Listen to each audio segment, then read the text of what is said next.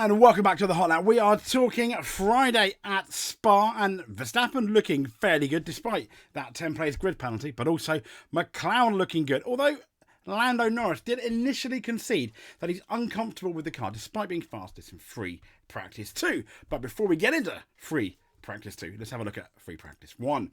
Yeah, so Verstappen was fastest by a fairly significant amount, and we thought a bit like Singapore 2023, going then from there to Japan, where he dominated the whole weekend, was kind of looking a bit like that. After a very lackluster Hungary, where there was an angry Max on the radio, it was very much Verstappen in front, Piastri half a second behind, then Albon of all people in third, 7 tenths off. Fourth was George Russell, about 8.5 tenths off. Hamilton, 9 tenths off.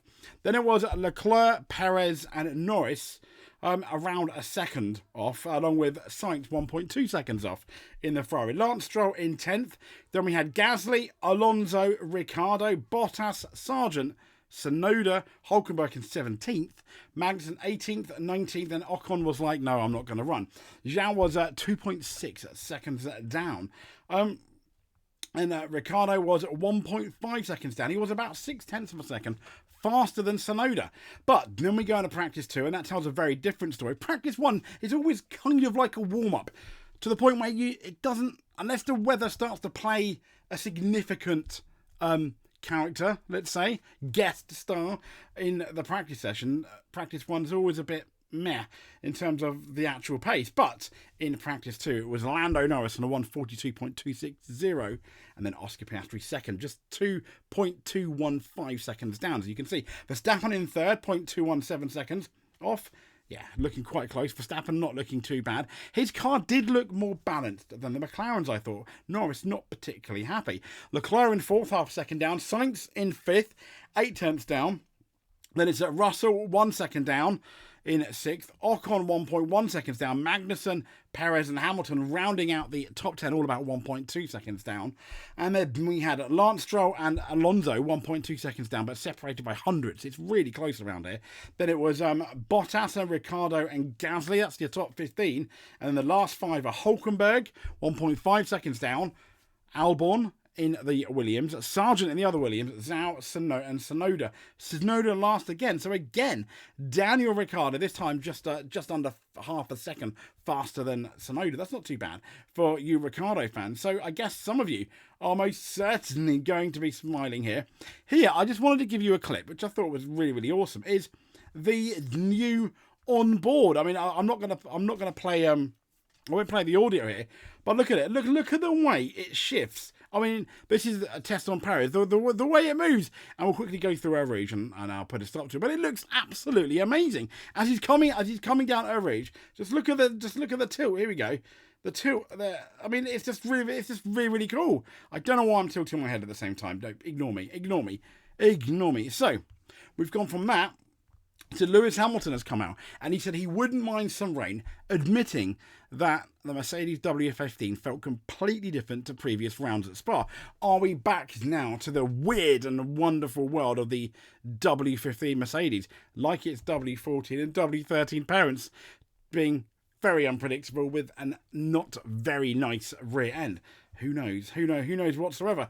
And here we go. I wanted to show you this. Look at the difference here. This is Eau Rouge in Spa.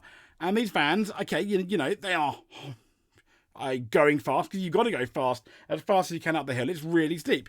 And look at the difference between the F1 cars and the vans. It's just absolutely ridiculous. It's like, what on earth?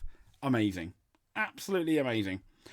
I mean, that's just crazy. So, last but not least, it's quite a short video today, isn't it, for our practice video? But we've got, thanks to Lights Out Blog, these are the difference between all the sector times. So, Tsunoda rules sector 1 in free practice 2. So, it's Tsunoda and Ricciardo that are not too bad in first and third.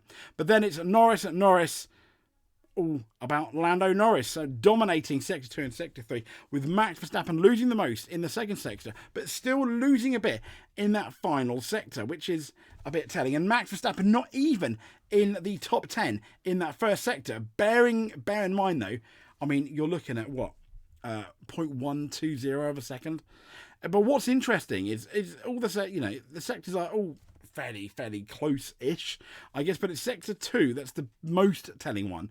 I mean, we go from Lando Norris of 43.782 to Max Verstappen being 1/10, just over a tenth off, to in the top 10, Alonso and Stroll collectively being both, Alonso nearly a second off and Stroll being over a second off. Hamilton and Russell very much middle of the ground there, not looking too impressive. They've been about a second off Lando Norris's pace in free practice too. So McLaren are looking good.